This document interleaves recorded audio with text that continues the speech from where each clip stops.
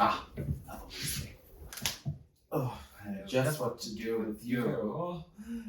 Kill them! Welcome to the Wizarding Wireless Network podcast with me, AJ. And me, Will. Together, we'll be bringing you our no-holds-barred thoughts, opinions, and detailed analysis on all things Wizarding World. So with that in mind, grab a glass of fire whiskey and settle into this week's episode of the WWN.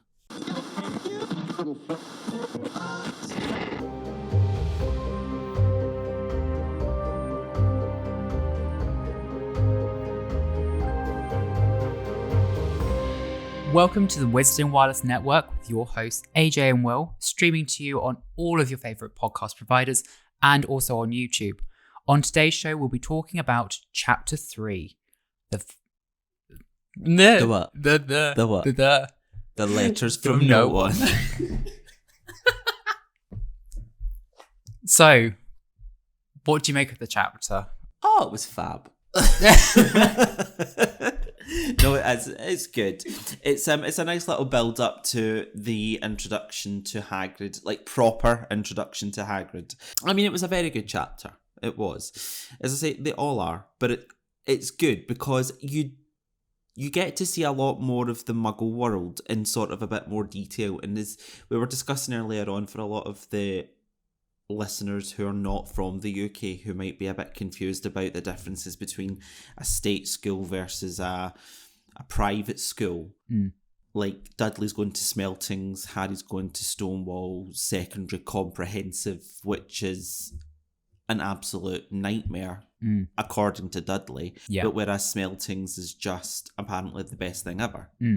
But for those who are not aware, so within the UK we have a few different methods in which you can go to school. You've got homeschooling, you've got government-run schools or private-funded schools. Yeah. So private-funded schools are where parents pay for their child to go there on a term-by-term basis. And they're not cheap. No, they're not. I mean, probably what about nowadays, I want to say between 15 and 20,000 possibly a term. So the one that I live near, so I had a quick look on their website, and actually the private school down the road from me, per year. Yep. So this was just schooling. This was then, so they have two options. You can either do bed and board, or you can just do the academic side.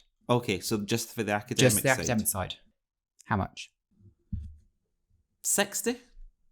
No, not quite that high. So 38k per year. Okay. And what's that multiplied by?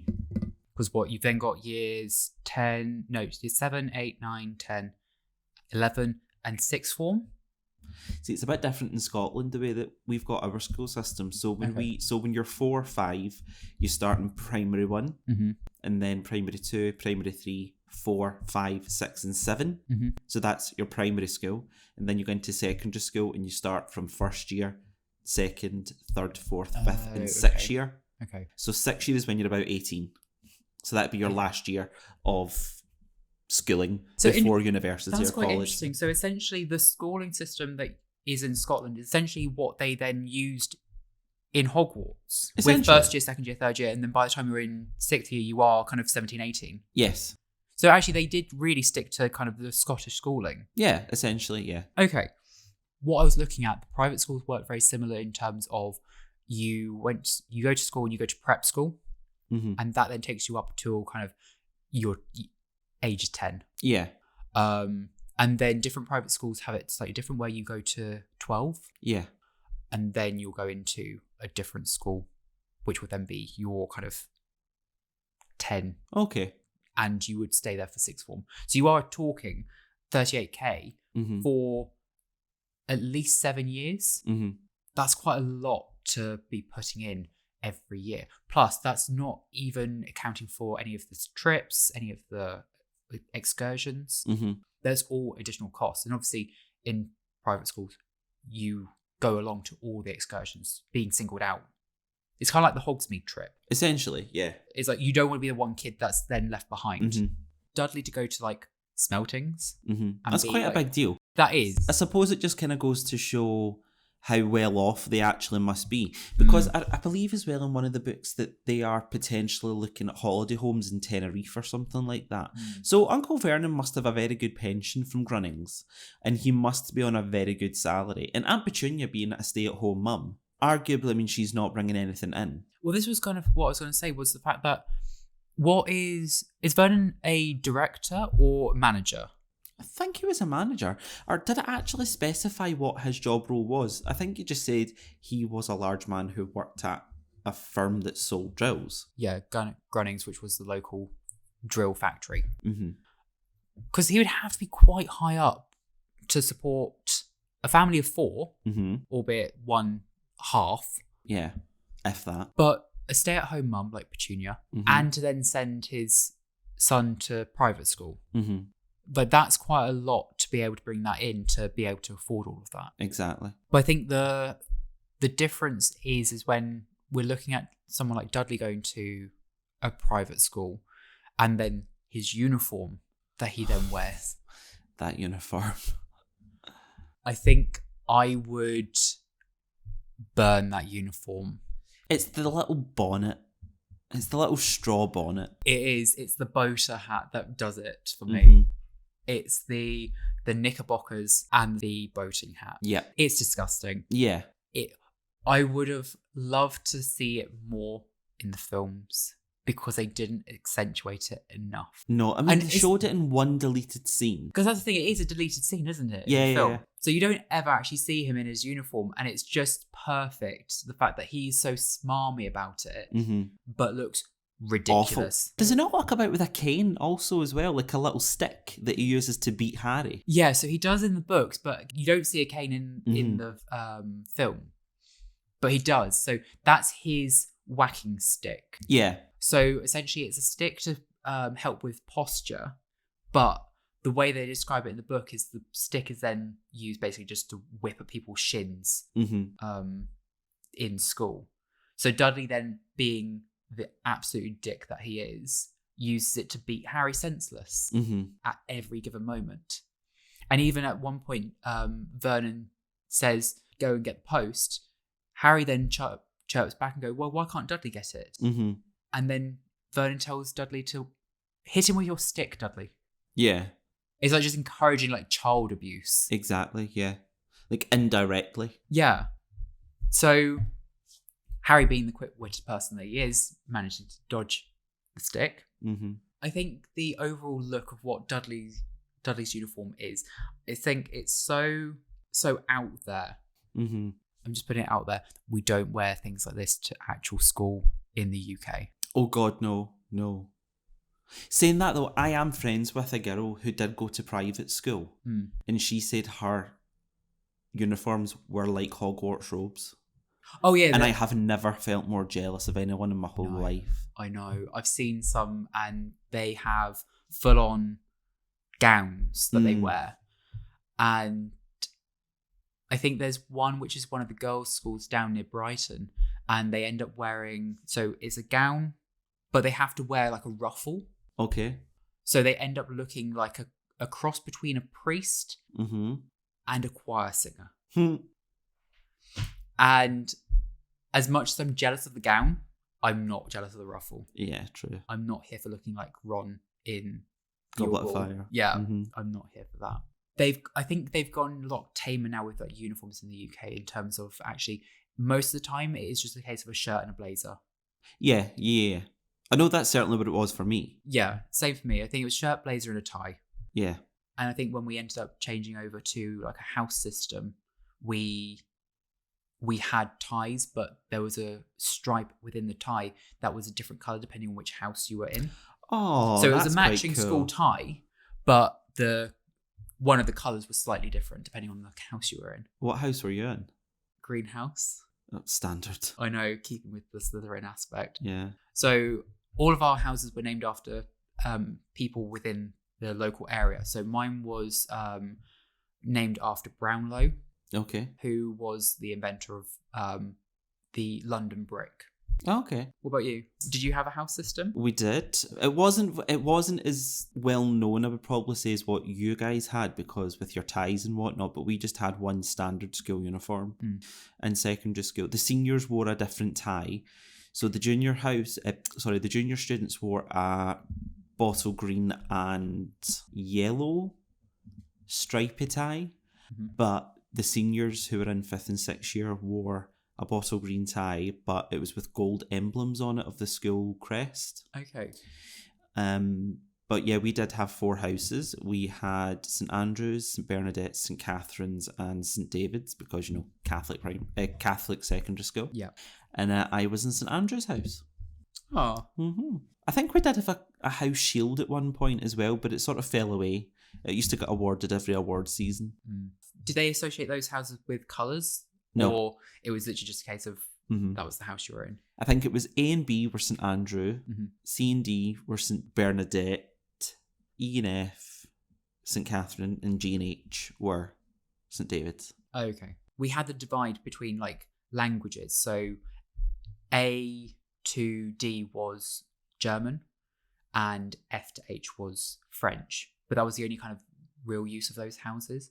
It was then when we moved to when our school got demolished and we went to a new school, Okay. that's when we started splitting ourselves into houses. And it was based on which wing of the, and you said hospital? I know. Which wing of the school you were in. Mm-hmm. So the science wing was a green wing. The literature and RE area was red. Mm-hmm. Maths was yellow, and drama and arts was blue. Okay. So I was in the science section, therefore, because my tutor was the science teacher, therefore we were greenhouse. Okay. So that's kind of how it worked. There was no kind of like sorting ceremony. There was no kind of like... Oh yeah, no, there was none of that. None of that. None of this sorting happened on your head. You're going to be on greenhouse. Yeah. So did you end up having like a green... I'm really curious. Did you have like a bottle green blazer? Yeah, it was bottle green blazer, and then as you got into 5th and 6th year, when you became senior, you got yellow piping around it. Oh. What, around the collar? Around the whole blazer. Oh, wow, okay. Yeah. My primary school was brown. It was a brown uniform with blue shirts. Ooh. Yeah. Ooh. And then secondary school was green and white shirts. But you could wear green shirts as well if you wanted to. It wasn't very much a popular option. Green No. and green. No.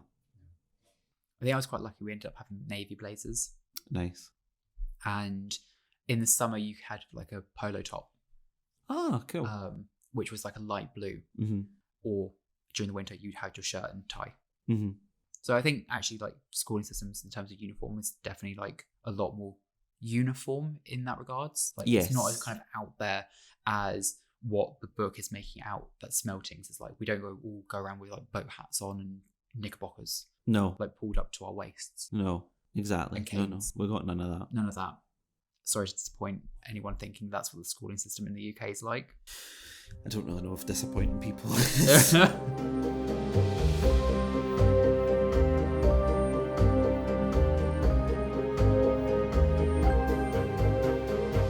We're talking about the boys then going off to secondary school. So Dudley's obviously going to the private school and Harry to the comprehensive. What was then Harry doing then prior to all of this? I'm sure he was at school. He was in primary school, and I think he and Dudley were in the same school. Because that surprises me. For Dudley to go off to a private school and not to have gone to a prep school prior to that. Mm. And for him to go to the same school as Harry. Mm-hmm. And yet they really want to segregate Harry and hide him away. So I thought that Harry would have been homeschooled. Yeah.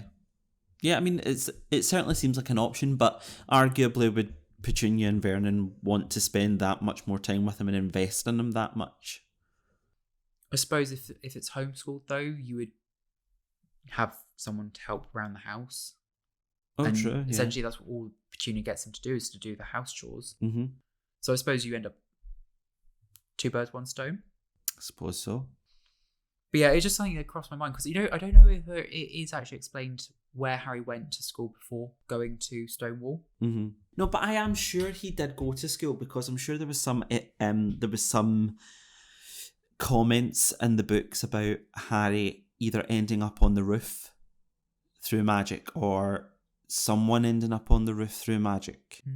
Because when Aunt Petunia used to cut his hair and it would grow back the next day, these were some of the first indications that Harry was magical. Yeah.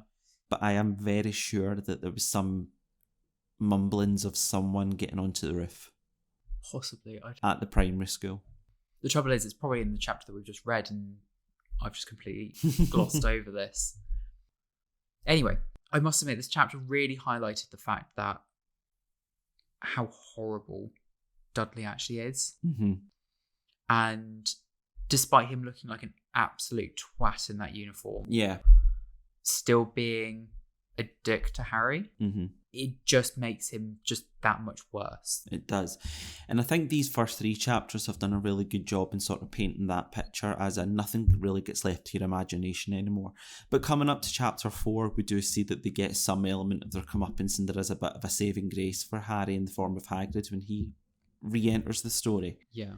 But coming on to the letters that you get, as in the letters from no one, we only really get a glimpse of the envelopes of these letters. We don't actually get to see who's written to him, hence why they're from no one, or the contents, or how they're actually appearing. But the fear and panic in Petunia and Vernon's voices and faces whenever Harry gets these letters, they know that something's happening, they know that something's afoot, and they are aware that their perfect life is about to be essentially turned upside down. They've done everything they can to try and prevent that from happening, and they know that it's coming. Yeah. But we as the reader don't know what's coming. All we can see is that we've got this absolutely clinically insane man who is essentially sleeping at the bottom of the stairs to intercept any mail that is coming in addressed to Harry. Now, Harry is completely none the wiser because he's thinking, who wants to write to me?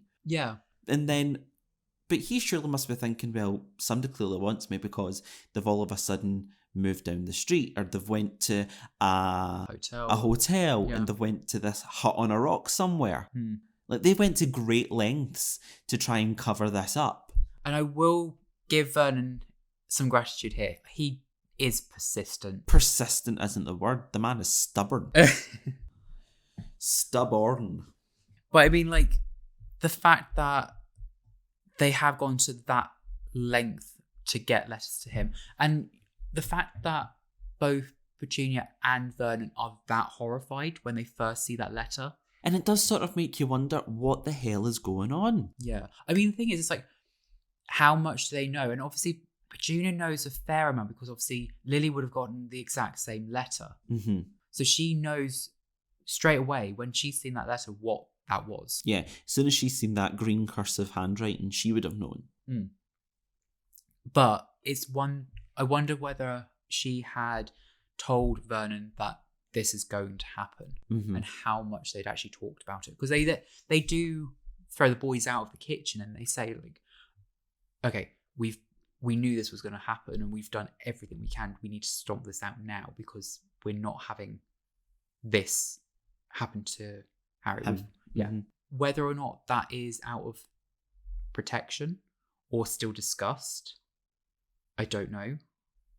Whether or not, obviously, Petunia knows what's happened to her sister. Yeah. And whether or not she's trying to do it out of love and protect him from getting involved with it. I highly doubt that. No? No. I mean, I really highly doubt that. That is purely from a selfish point of view. And I think so, yeah. I mean, don't get me wrong. As I've spoken about before, there was this whole talk of a redemption arc for Petunia because she said, don't forget that I actually lost a sister too. Yeah. But I'm just not buying that. I mean, if you were really concerned about losing your sister, surely you would do everything in your power to protect your nephew. Yeah, and actually give him a decent upbringing. Yeah, you would at least show him some element of love. Yeah. It might not be the full amount of love that you would give Dudley because, I mean, he is your son. But by the same token, you are all that Harry's got in the world. Yeah. So surely you would treat him a lot nicer. I do agree in the fact that actually it probably is from a selfish point of view. But I think the fact they move so much around to try and avoid these letters, and Vernon does so much to try and stop them from happening. But they're always addressed to the correct place. And the fact that it got so specific to the address. So, first of all, they knew that Harry was the cupboard under the stairs. Mm-hmm. And then suddenly the smallest bedroom. Mm-hmm. And then the exact room number of the hotel. They are letters that are really addressed to They're detailed, Harry. yeah. But I wonder, like, how do they know that? And it's obviously a question that both Vernon and Petunia ask. Is like, how do they know exactly where Harry is? Do you think it's something to do with the trace? Oh, good point. Possibly, but do they have access to that? Who? Hogwarts. Well, I wouldn't necessarily mean Hogwarts. I mean, surely, is there like an education department at the Ministry of Magic working in conjunction with Hogwarts and the Book of Admittance and the Quill of Acceptance? Well, my understanding was that all the letters were kind of written at Hogwarts, sent from Hogwarts, rather than this is a list of names, go find the kids and give them letters, but McGonagall will write them. Mm-hmm. So I think for me, it's just a bit long-winded for all of that to happen, only for it to go to the ministry to be sent off. Yeah, but possibly do you think that in circumstances like that, the trace would have played a part? Because how else would they know? So do you think they did it purposely for Harry and everyone else just gets a normal bog standard letter addressed to the child? And they did it to Harry specifically as a lesson for Petunia and Vernon? I mean, possibly. But then again, if you think about the Chamber of Secrets, when Harry got his Hogwarts letters, he got it at the Burrow. So, as Arthur Weasley said, Dumbledore must know that you're here, Harry. Never misses a trick, that man. Exactly. I mean, Dumbledore being him, he's got... At that time, don't get me wrong, he was he, Supreme Mugwump? Chief Warlock at that point? No, I think that was prior. I mean, he probably still had some connections to be able to keep tabs on his students. Oh, 100%. So. Okay, yeah, I suppose so. I think I definitely want to go with the fact that actually it was definitely there just for Harry's letters to be that specific, to give him give the Dursleys a bit of a kick up the backside of going, we know what you're doing to Harry. Mm-hmm. Like, that's not on. We didn't send him here to be abused. We sent him here because it's meant to be safe. But why did it take 10 years? Convenience. Plot-wise. Fair enough. Talking about the Book of Admittance and the Quill of Acceptance. Yeah. I mean, I suddenly thought, oh, is it the book and the quill that kind of know where they are? But I then had a quick look at actually the two together. And actually only ever writes a name. And interestingly, I've picked up that the book, when it was writing Neville's name in, nearly didn't. Oh. So the way it works is the quill picks up on magical presences, and the book will then determine whether the student will go to Hogwarts or not. So Neville showed magical abilities from his birth. Mm-hmm. Harry didn't. Yeah. The quill picked up on it, but the book wouldn't allow it to write Neville's name. Why? It didn't have a strong enough magical presence to warrant it. It wasn't a showcase of Neville's ability. Okay. He then shows it later on down the line, which is then why he's then accepted to Hogwarts later on. But at that point, it was just little things. Yeah. So they kind of work in tandem with each other to make sure that because the idea is that squibs can show magical abilities when they're first born because the magic of their parents is still around them, but it wears off after time. Mm-hmm. So the book is there to ensure that squibs aren't accepted to Hogwarts. Ah. So I found that quite interesting, actually, the two working in tandem. So, but found out that it wasn't addressed at that point. Yeah. So they have to go out and try and find these addresses of the students somehow. Mm-hmm.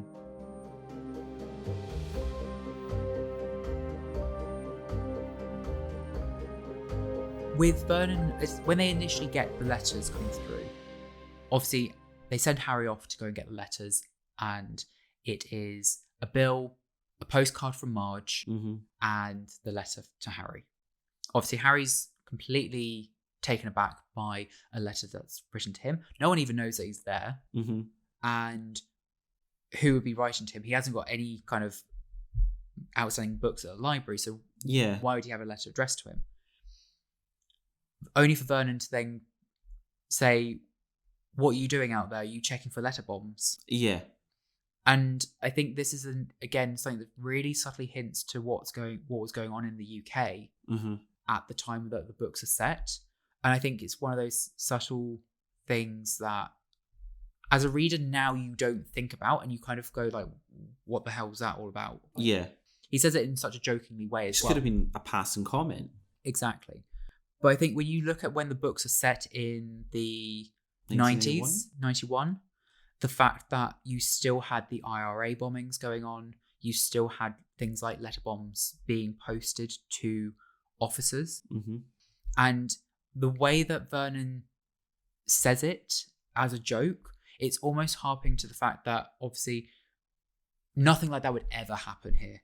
This place is so quiet, so boring, so idyllic. Like nothing dangerous ever happens in leafy Surrey.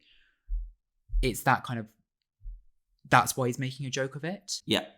It's like, well, that happens in other places of the UK, but it doesn't happen here. No, we're safe, we're fine.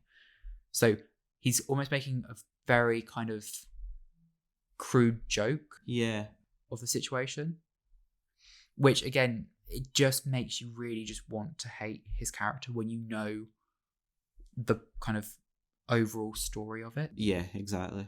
One of the things that comes out of the chapter as well is the fact that you see more characters as well within the area, more Muggle characters, really. Quote unquote. Quote unquote, obviously at this point. Yeah. One of them being Mrs. Fig, thank you. My mind went blank.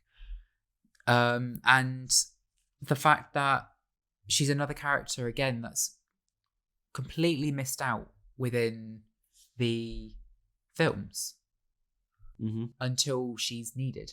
Exactly. But it just seems very out of place. Whereas these would be little breadcrumb characters that are just in the background that then suddenly make an appearance. And you're like, oh, she was actually part of the magical world all along. Exactly. And actually she was there as security for Harry. So for her to have like the mention in this chapter, and actually the fact that then Harry will go and stay with her for a bit, is just, it just kind of gripes me a bit that these little things were left out. Yeah. But again, with the film adaptations, I don't think they knew where they were going. Yeah. It was kind of very much test the water. Let's see how the first film works. Does it get good reception? Then we'll think about it. Exactly, yeah. So I get it. But for her to have like a prominent role in like later films and then not see her at all prior to that, I mean... Yeah, I mean, I get it. It is a bit of a shame. But I mean, she comes in with like just such comic relief. And the Order of the Phoenix, especially after Cedric's death, you're sort of thinking, well, what's going to happen now? Yeah. And then the big Dementor attack happens at the very beginning of Order of the Phoenix, and you're thinking, whoa, we're right back into it. There's no holding back here. And then you get this batty old woman coming round with her shopping mop and all that. And you're thinking, hold on a minute, like, you know about the Wizarding World? Like, you're Mrs. Fig, smells of cats. Yeah, makes stale all cakes. That. Exactly, yeah. So, I don't know, it just kind of, it works for the comic relief, but I feel like it would have just added a little bit more to, even if it was a case of the only subtle hint of work of her was when they're kind of driving off or Vernon going to work, and just have her kind of subtly in the background and just have nothing. It's just like, it just skips over so much. Yeah, I get that. Obviously, the whole chapter, they're being chased by these letters. It doesn't matter where they've gone, what they're doing, letters are coming through. I feel like at this point, the Dursleys need to go to WWF at this point and grow some trees, because they have probably caused so much deforestation. Literally. Just from these letters being sent through. Yeah, absolutely. It got to a point where it's, 12 letters a day? Yeah. Just to get this letter to Harry. I mean, for God's sake, just let him have it. Just let him have it. Just let him read it and then just take it off him and just stop him from going. Just think of the labour of the owls. The amount of all the way from Hogwarts down to Surrey. Exactly. Scotland to Surrey. It's not a short distance. It is not. I've driven it. It's not fun. It really is a long distance. Like I said, like I'm all for Vernon's persistence and balminess of what length he goes to stop these letters, albeit to no end. Yeah. But it gets to the point where even Petunia and Dudley are questioning his own sanity. I know, because Dudley even says Daddy's gone mad, hasn't he? Yeah. I mean, he's getting out of the car. They're driving around, suddenly changing directions, and then getting out of the car, peering in fields, and then getting back in the car. Like, that is a sign of like a mad person. It is. Only for them to go all the way out to a little hut on the rocks. So, did you think that the movies did that chapter justice in terms of showcasing? I do feel like they could have done a little bit more for that. But just purely because, I mean, arguably in that film you do get some of the absolute most iconic lines in that whole film is, fine day Sunday, my opinion, best day of the week. Why do you think that is? No post on Sundays. Right you are. No blasted letters today. Which was a fabulous line. And Richard Griffith's delivery of those lines were phenomenal. But I do think it would have been nice to have seen the lengths that they went to, like, to physically outrun them. Yeah. It was kind of like where they went straight from the house, nailing the door up, to, right, we're just going. Yeah, exactly. It's just like, we're going, gone, bye. Yeah. What did you think? I do agree. I think it's definitely one of those scenes where it's probably the most iconic scene. Yeah. It's used for every trailer in terms of Harry Potter. Him jumping on the coffee table, snatching out these letters falling from the ceiling. The living room piling with flying letters. But I agree. The fact that you go from that to them going to the lighthouse, being at a lighthouse, not even a hut on the hill. And the next letter that arrives is from Hagrid. Whereas all the way through, these letters are meant to be chasing them. Yeah. And the fact that you don't even get the thing of, well, Harry moves from under the stairs to Dudley's bedroom as well. Yeah. Suddenly, that's just in the next book or the next film where he's in a bedroom. Exactly. It's like, where did that come from? Yeah. Was it just because, like, he's now grown up? Like, exactly. There's no explanation of why he's now in a bedroom. But the whole point is the Dursleys have been bullied into giving him the second bedroom.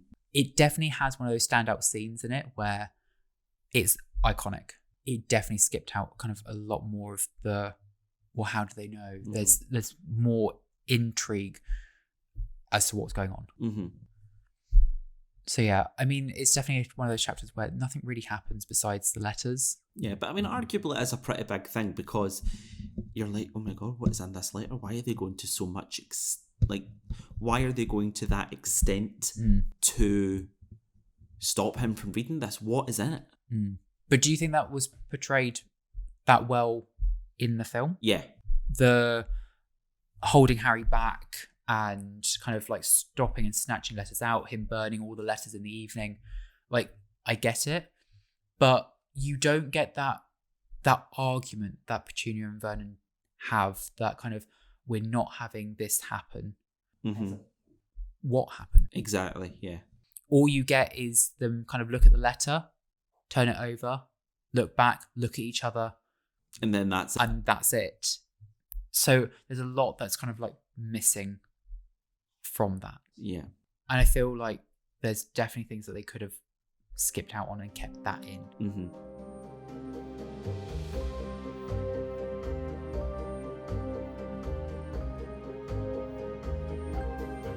If you would change anything from this chapter, would you change anything? I don't think so. I mean, I think, as I say, in the terms of the portrayal for the film, I would just like to see a little bit more of the book. Like, instead of going from these letters all of a sudden firing into them in this lighthouse, I would like to see a bit more of the build up to that. What about you? I probably agree. It's the fact that there's not enough of that ramping up. it goes from one letter to a handful of letters. Yep. To the living room being flooded. Yeah. To them going to a lighthouse and seemingly nothing's followed them. Mm-hmm. I think it's definitely kind of one of those ones where it's definitely ramped up too quickly. Mm-hmm. Whereas it didn't really need to. Yeah. For the Philosopher's Stone being not really one of the longest films, and it's not really a long film. No. They could have put in an extra 5 minutes. Mm-hmm. Like, it's not a lot of film to go in. Yeah. I think they could have done a bit more with it. I agree. And I hope they do a bit more with it. In the TV show. In the TV series. Yeah. What's your thoughts? Let us know. So essentially, overall, the overview of the chapter then, good or bad? No, very good. Yeah? Yeah. Like, I know you keep saying for the chapters, there's not really a bad chapter. Mm-hmm.